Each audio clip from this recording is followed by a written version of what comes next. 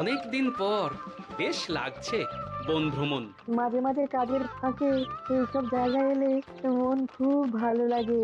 শুদ্ধ বাতাস, মাটির সোনা গন্ধ, পাখির কলতান। আহা!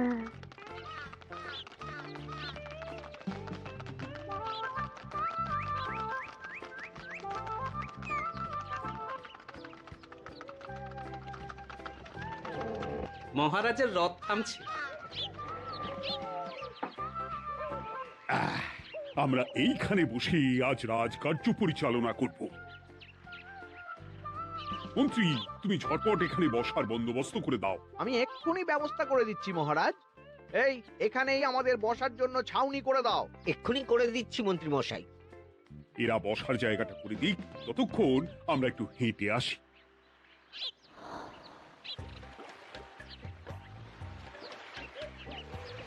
সকালবেলা হাঁটা শরীরের পক্ষে খুব ভালো মহারাজ।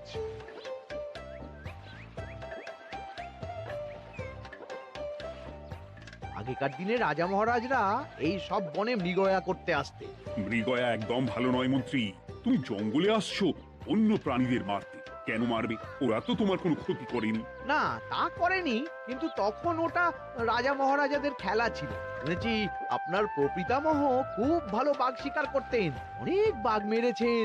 মন্ত্রী, তুমি একটা কথা হয়তো জানো না। আমার প্রপিতামহ শিকার করতেন, কিন্তু কোনো স্বাভাবিক জানোয়ারকে নয়। যে বাঘ মানুষ খেকো হয়ে প্রজাদের ক্ষতি করত, আমার প্রপিতামহ সেই সমস্ত বাঘদেরই মারতেন। এছাড়া উনি বন্য প্রাণী সংরক্ষণ করতে বড়ই ভালোবাসতেন।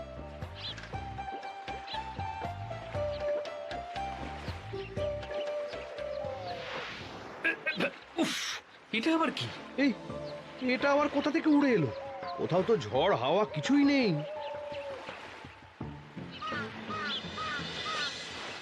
একটা ধাঁধা মহারাজ, এই কাগজে লেখা। ধাঁধা পড়ো দেখি। জোয়ার ভাটা প্রভুর খেলা, ভাটা হবে হলে বেলা। ভাটা হলেই দেখা যাবে লাল রঙের এক পাথর পাবে। নদীর ধারে গর্ত করে যত্নে সাজাই কলস ভরে। হেথায় হোথায় ছড়িয়ে যাহা, অন্ধকারে জলে তাহা। ঢুকলে চক্ষু ঝলসে যাবে, হাতের কাছে ঘন্টা পাবে। ঠিক ঘন্টা বাজলে পরে পড়বে ঝরে থরে থরে। ঘন্টা যদি হয় ভুল, যেন তুমি হারাবে কুল।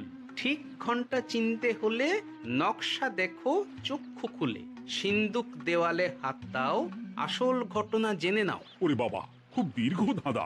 তা মন্ত্রী, তুমি কিছু বুঝলে? এটা একটা গুপ্তধনের নকশা।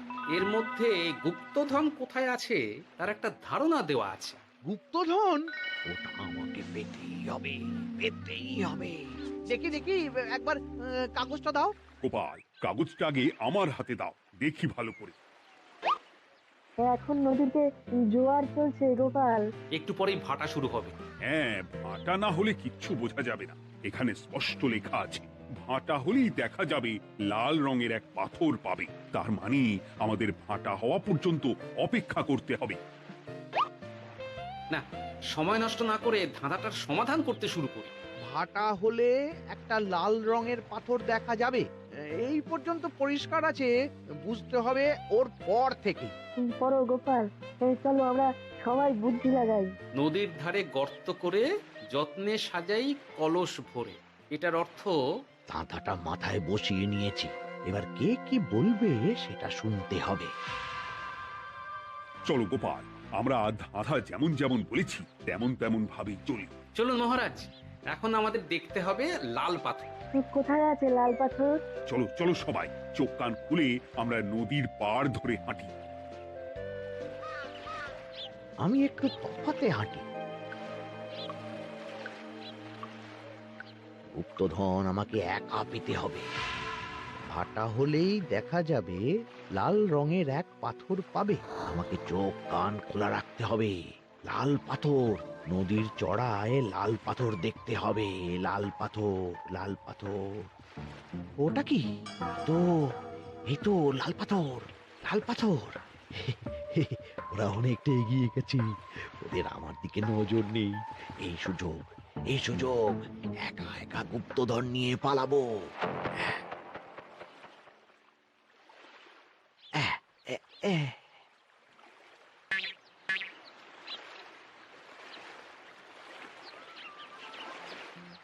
কি গো, আমরা তো হেঁটেই চলেছি, লাল পাথর তো কই দেখতে পাচ্ছি না।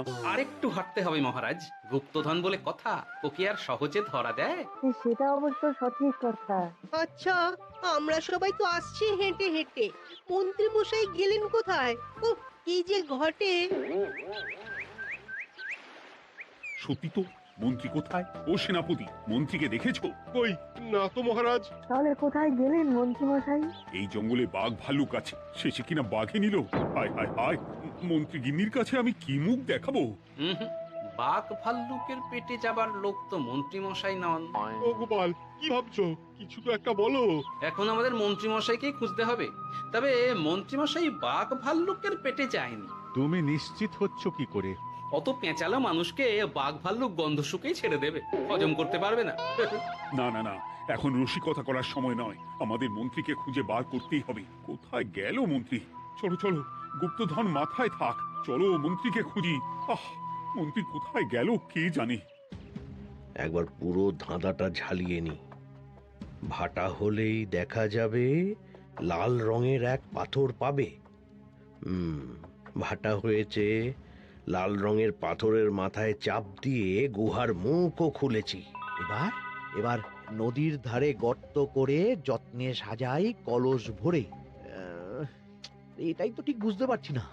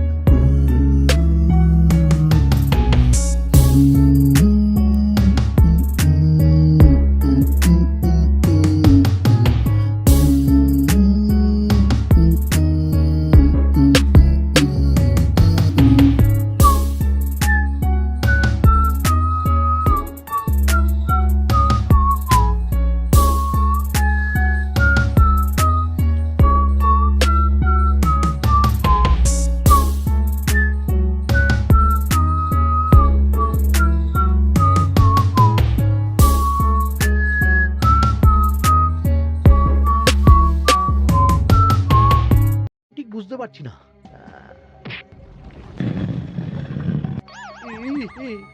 এই রে, এবার কি হবে? হ্যাঁ মহারাজ, কোথাও একটা আওয়াজ হলো। আওয়াজটা কোন দিক থেকে হলো? চলুন সামনে এগিয়ে যাই। আমার মনে হয় আওয়াজটা সামনের দিক থেকে এলো। আমারও তাই মনে হলো। তবে কি মন্ত্রী মশাই লাল পাথরের হদিশ পেয়ে গেছেন? আমাদের চোখে পড়লো না, অথচ মন্ত্রী মশাইয়ের চোখে পড়ে গেল। আসলে আমরা কথা বলতে বলতে গেছি, তাই নজরে পড়েনি। মন্ত্রী মশাই একা একা আমাদের পেছন পেছন আসছিলেন। উনি ইচ্ছে করেই আমাদের পেছনে পেছনে আসছিলেন।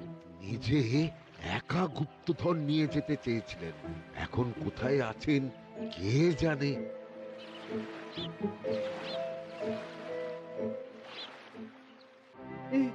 অন্ধকারে কিছু দেখতে পাচ্ছি না তো।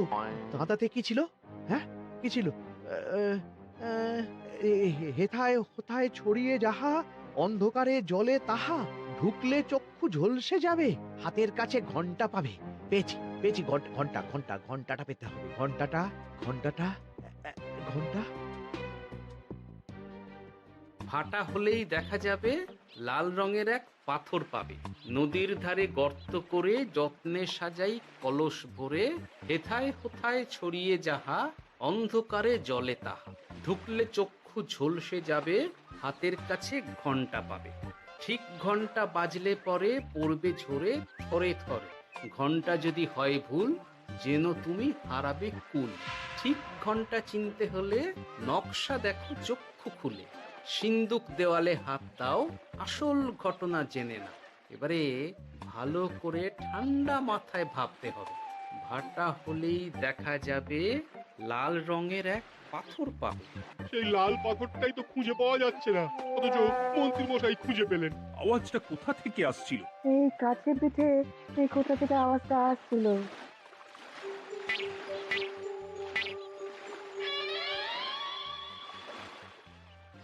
এই তো এটাই মনে হয় সেই লাল পাথর। একটু নাড়িয়ে চাড়িয়ে দেখি তো কিছু হয় কিনা।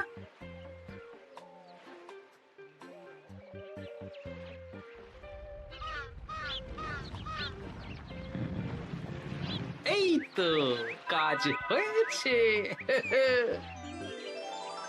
এই তো সুড়ঙ্গ। আপনারা নিচে নামুন। আপনারা কি দেখছেন সেটা বলবেন মহারাজ।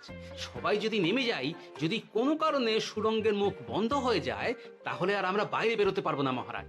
গোপাল ঠিকই বলেছে, আমরা দুজন বাইরে থাকি। মহারাজ, আর একটা কথা, কোনো ঘন্টায় হাত দেবেন না, মনে আছে তো? ঘন্টা যদি হয় ভুল যেন তুমি হারাবে কুল। ওরে বাবা, এই বয়সে আর কুল হারাতে চাই না। ঠিক আছে, তোমার কথাই অক্ষরে অক্ষরে পালন করব। দেখি এই সুড়ঙ্গে মন্ত্রী মশাইকে দেখতে পাই কিনা। চলুন মহারাজ, সুড়ঙ্গে নামি। সবাই সাবধানে নামো।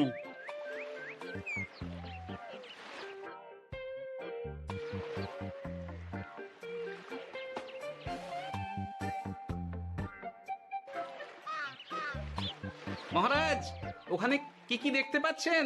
ওখানে কি মন্ত্রী মশাই আছেন? না গোপাল, মন্ত্রীকে এখনো দেখতে পাইনি। শুধু আমি এখানে অজস্র পাথর দেখতে পাচ্ছি। পাথরে পাথরে ছয় লাভ, ছোট বড় অজস্র। পাথরগুলো বড় অদ্ভুত, কিরকম কিরকম মানুষ মানুষ করুন। লম্বা বেঁটে হরেক রকম। মানুষ মানুষ গরম, সেটা কিরকম? আর কিছু? কোনো কলসি কি দেখতে পাচ্ছেন? কলসি তো দেখতে পাচ্ছি না। মহারাজ, কলসি থাকতেই হবে, কারণ ধাঁধায় লেখা আছে নদীর ধারে যত্ন করে যত্নে সাজাই কলস ভরে। গর্তটা আসলে হলো সুড়ঙ্গ, কিন্তু কলস। মহারাজ, মহারাজ, এইদিকে এইদিকে একটা কলসের মতো কি যেন আছে।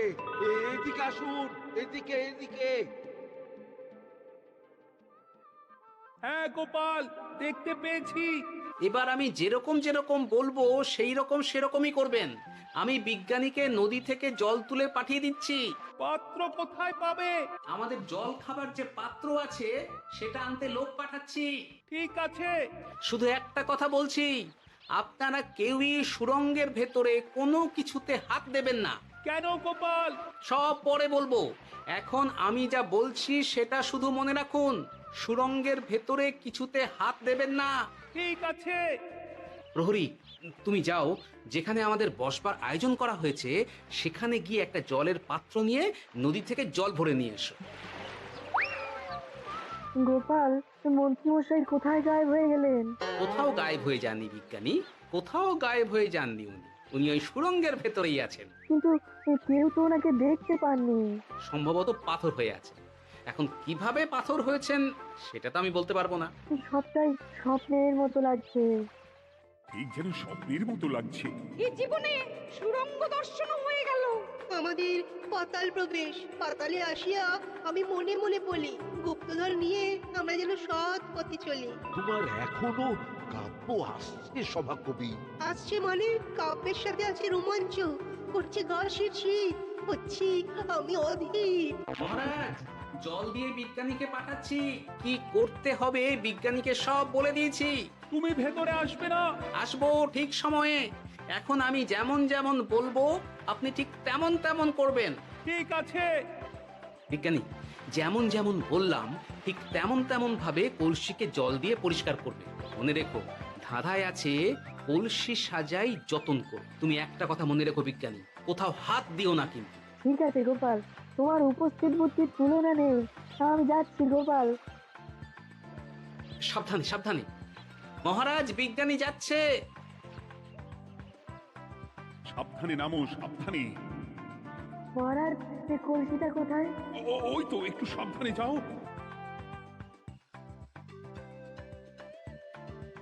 বিজ্ঞানী কলসির দেখা পেয়েছো?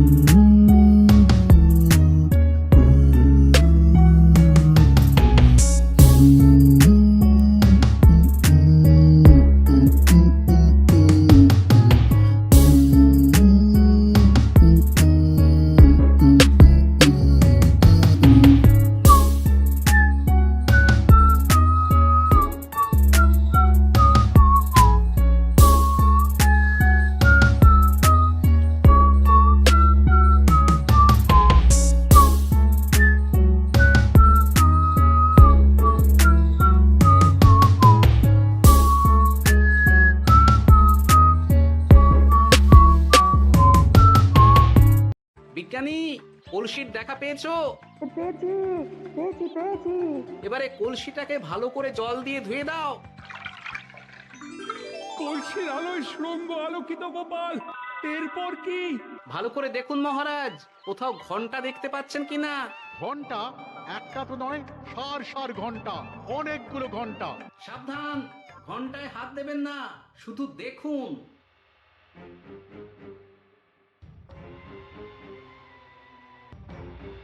মহারাজ আমরা গুপ্তধনের খুব কাছে চলে এসেছি। তাই নাকি? কি মজা কি মজা, এবার খাবো ক্ষীরের গজা। সভা কবি চুপ করো, এখনো আমরা গুপ্তধন পাইনি। আমার মুখে দাঁড়িয়ে সবগুলো তারা আঁকা। বিজ্ঞানী কোন ঘন্টায় চাঁদের নকশা করা আছে কি, একটু দেখে বলো না। আমি আতস কাজ নিয়েই দেখছি, সব ঘন্টাতেই তারা আঁকা। খবরদার কোনো ঘন্টাকেই ছোঁবে না। ঠিক আছে, কোনো কিছু না ছুঁয়ে আমি দেখছি। পেয়েছি গোপাল, চাঁদ আঁকার ঘন্টা পেয়েছি।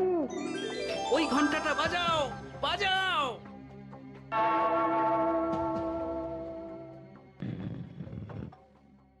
গুপ্তধন পেয়েছেন মহারাজ। বাঁচাও বাঁচাও বাঁচাও বাঁচান মহারাজ। বাঁচান বিজ্ঞানী মহারাজ মন্ত্রীর গলা পাচ্ছ না? মহারাজ আমি পাথর হয়ে আছি আমাকে মানুষ করুন মহারাজ। তুমি তো মানুষই ছিলে, হঠাৎ করে পাথর হলি কেন? মহারাজ গুপ্তধন পেয়েছেন? পেয়েছি, তার সাথে মন্ত্রীকেও পেয়েছি। মন্ত্রী এইখানে কোথাও পাথর হয়ে দাঁড়িয়ে আছে। দাঁড়ান মহারাজ, এবার আসছি। সাবধানে এসো। আমি ভেতরে যাচ্ছি, বুঝলে?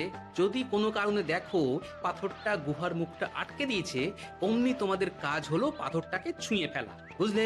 ঠিক আছে গোপাল দাদা। আমার মনে হয় বিপদ আর কিছু ঘটবে না, তবুও সাবধানের তো মান নেই। ঠিক আছে, তুমি নিশ্চিন্তে ভেতরে যাও। বাঁচাও, আমাদের বাঁচাও, আমাদের সবাইকে মানুষ করুন। আমাকে মানুষ করুন মহারাজ। আপনাকে তো মানুষ করা হবে মন্ত্রী মশাই। আগে বলুন, আপনি পাথর হলেন কি করে? ও, মনে পড়েছে ধারার শেষ লাইন, সিন্দুক দেওয়ালে হাত দাও, আসল খবর জেনে না। সত্যি গোপাল, তুমি না থাকলে এই এত কিছু আমাদের সবার কাছে অজানাই থেকে যেত।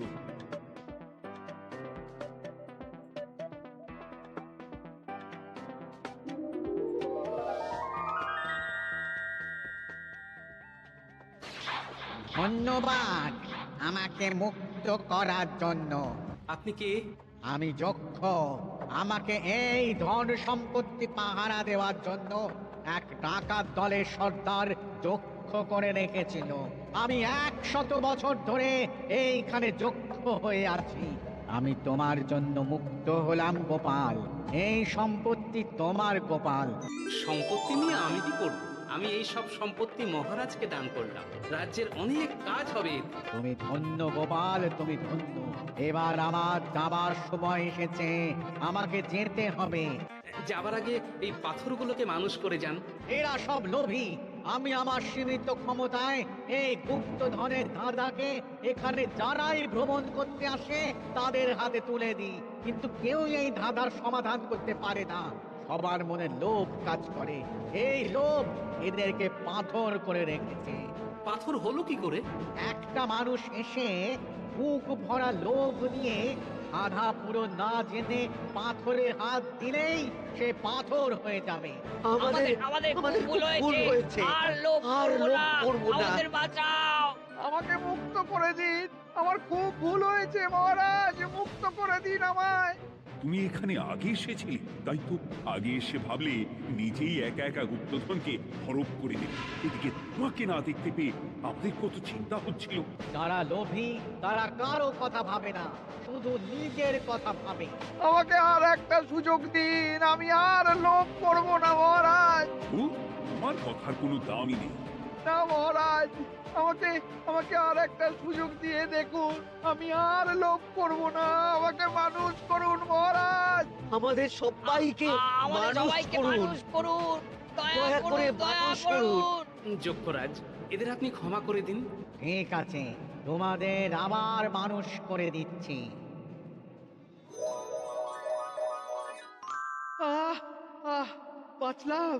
বাঁচলাম। এই রকম বারবার বাঁচা যাবে না, কিন্তু এবার সাপ ব্যাং যাই হবে না কেন ওইভাবেই থাকতে হবে, এই আমি বলে দিলাম। এবার আমার মুক্তি। মুক্তি নেবার আগে আরেকটা প্রশ্ন, যে ডাকাত সর্দার তার সম্পত্তিকে রাখার জন্য আপনাকে যক্ষ বানিয়েছিল, এই সম্পত্তি তো তাদের, আমরা তো নিতে পারি না। লোভ বড় খারাপ গোপাল, অতিরিক্ত লোভ মানুষকে পশু করে দেয়। ওই ডাকাত দল এই সম্পত্তির জন্য সবাই কাটাকাটি করে মরে গেছে, কেউ আর বেঁচে নেই। সুতরাং এই সম্পত্তিতে তোমার অধিকার আছে, এই সম্পত্তি তুমি গ্রহণ করো। নিলাম আমি, কিন্তু এই সম্পত্তি মহারাজকে আমি দান করলাম। ডাকাত দল জনগণের সম্পদকে লুটেই তো সম্পত্তি বানিয়েছে, তাই আমি জনগণের কাজে লাগবার জন্যই এই সম্পত্তি মহারাজকে দিলাম। গোপাল, তোমার জয় হোক। এবার তাহলে আমি যাই, তোমরা সবাই সুখে থেকো আর ভালো থেকো। গোপাল, তোমার তুলনা হয় না। তোমার ঋণ আমি কোনোদিন শোধ করতে পারবো না। তুমি কৃষ্ণনগরের জন্য যা করলে তা ইতিহাসে লেখা থাকবে। না মহারাজ, আমি এমন কিছু করিনি, এই কাজ সবাই করবে। জয় গোপালের জয়, জয় গোপালের জয়, জয় কৃষ্ণনগরের জয়। জয় কৃষ্ণনগরের জয়।